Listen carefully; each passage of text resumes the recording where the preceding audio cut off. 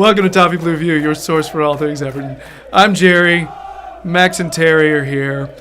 We need to talk about the possible starting 11 versus Fulham. We'll give our predictions for who we think Silva wants to roll with. So guys, we're not completely sure who is back from injury and who is not. Hi, everybody. As a quick update, recently Silva did a press conference and said that Mina, although it was rumored that he had suffered an injury and was going to be out for another few weeks, he said that Mina suffered a stamp and he would probably resume training again next week. So Mina probably is not going to be available coming up.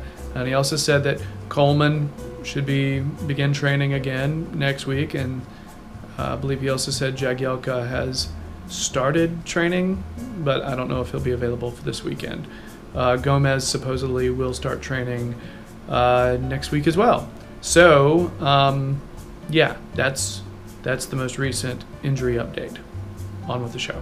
And so I guess the questions, the real questions I think we're going to be having in this discussion are going to be center mid combination, striker, and possibly some disagreement about those outside forwards. Sort of wingers, but not really those, you know what I mean? Yeah. So who wants to start off with their starting 11? I think Terry started off the last segment because I usually tend to start the first one with the person who is not Max because Max tends to be on regularly. So, Max, you start this one. See, it does come back to you, my friend. Go on. It does.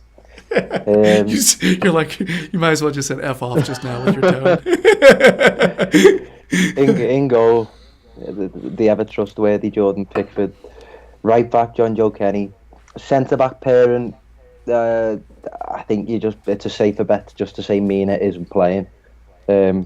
Played brilliantly against Arsenal on the weekend. Michael Keane, it was brilliant to see him back so quickly. I didn't expect to see him back just this quite so soon, really. But Michael Keane and Kurt Zouma, centre half. Luca Digne, left back. The midfield, gonna go Idrissa Gueye, Morgan Schneiderlin, and Gylfi Sigurdsson just in front, and the front three: Walcott, Tosin, and Richarlison. All right. I have different names. Oh. I'm just telling you right now. But let's go to Terry. Yeah. See what he's got. Yeah, in goal, no-brainer, Jordan Pickford, get the rave on. John Joe Kenny at right back. Keane and Zouma at centre-back. I think the result was quite harsh on them last Sunday. They both did quite well, especially Keane, who was a surprise return. Luca Digne, left back, he's still playing well. In the middle, say Idrissa Gueye, Tom Davis, and Gylfi Sigurdsson. Got nothing against Morgan Schneiderlin, but I don't think I wouldn't drop Tom Davis after that performance last week. I think he did really well. Front three, Richarlison and Walcott either side of Tosin. Calvert-Lewin was the perfect fit for that strategy last week, but he was quite wasteful with his possession, and I'd rather have Tosin in the middle for a home match. I think he's a much better goal scorer, and I think it's only a matter of time before he gets off the mark, and hopefully it'll be this weekend. I do agree that I think Tosin is more clinical on the whole right now. I don't know about later on this season. I don't know about next year. But right now, I trust Tosin to put away some of those chances that DCL had last week. My problem is I don't know if Tosin could get in those kind of positions. Just doesn't have the speed, and he doesn't stretch the field like DCL does. But he does all these other things that DCL cannot, especially hold-up play. Although DCL in the past has shown that despite seeming like he's skinny, he can. He's not completely weak, no. You know. But yeah, mine looks very, very similar to Terry's. Pickford, Kenny, Keane, Zouma, Dean, Gueye, Davis, Sigurdsson, Walcott, Richarlison. And here's the thing, guys. I wrote DCL down.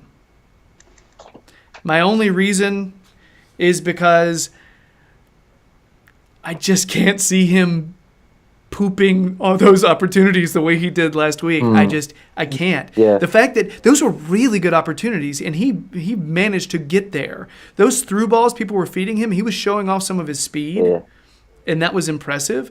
And I'm just wondering if that's a way that Silva wants to play. Yeah. I don't know. I wrote DCL and then in parentheses Tosun because I do feel like Tosun is a more experienced player, and I'd rather start him. Yeah, I'm gonna say majority of DCL's goals come at home as well, don't they? I can't think of one that was away. I think you might be right. Yeah. Yeah. Very, very few of them anyway. Mm. So, I don't know. I wrote down DCL.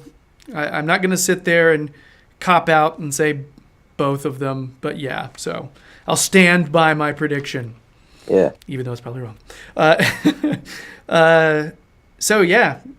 Anything else, guys? I agree. Keane and Zuma have earned the right to continue starting. Yeah.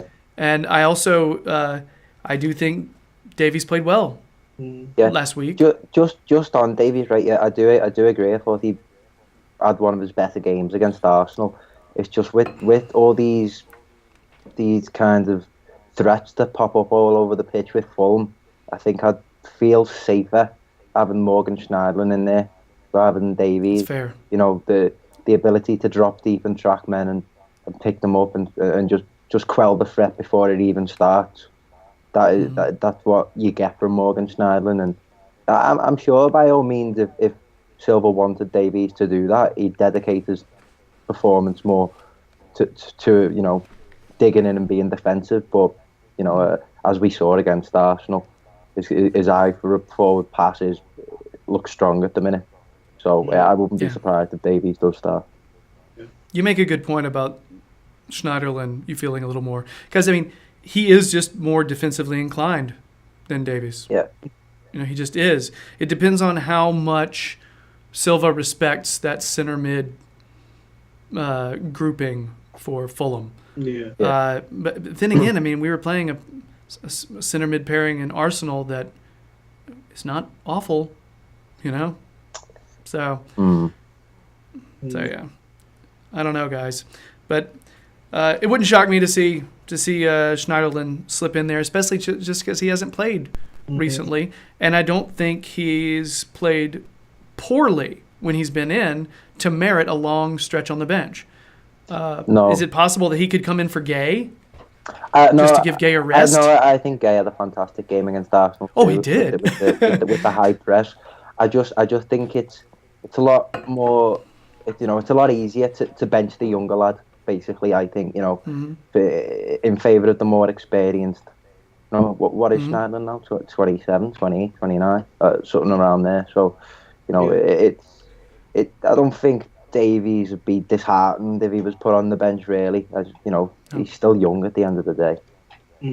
Yeah, I only mention that because a lot of times people say that Schneiderlin and Gay both should be playing the same position and shouldn't be playing at the same time. So the pairing, that's the only and the idea of giving Gay a little rest. But honestly, I don't want to give one of our strongest players a rest against anybody right now because we need points. I'm not going to disrespect Fulham.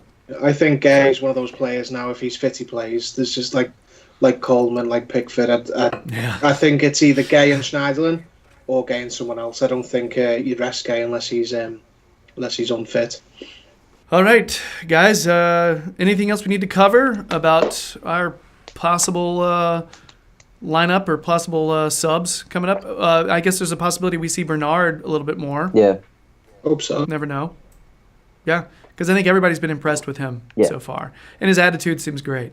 The interview stuff that's coming out from him just seems a really positive player to have. So, cool. All right. Well, I guess that's it for our starting 11 segment. Next, we've got a segment about Jordan Pickford signing a new contract. So, yeah, check it out. But for now, we're sitting on about 1,200, very close subs, 1,200-ish subscriptions for our YouTube channel. So thanks for that. So if you're digging what we do and you're not subscribed, why don't you? That'd be great. If you want more Max Carlisle, and who doesn't, check out the Toffee Blues website. He's got some analysis on there, but he also pops up all over the place. Because, that's what he does. Anywhere that's chic and in, he will find a way to be there. Stop it. Too much spotlight for one moment there, Gerry. In the moment that you said my full name, I just thought, shit, it's like I'm back at school or something. I did that because I was like, let's see how I can make Max blush here. He hates it, doesn't he? Luckily, he knows it's in good fun and not me being a total dick. Better be. But okay, that's even funnier. But make sure you're keeping an eye on his Twitter page, because he will make sure he's giving updates as to where he will be and any news stories that he's coming out with. Right. Also, Terry can be found on the Liverpool Echo fan jury. So keep an eye on his Twitter page as well. He's spitting out analysis just like Max is. These guys know things. This is why I talk to them. Also, they're nice. So yeah, guys, let's go talk Pickford then, shall we? Get that Avon. Bye. Get the rave on.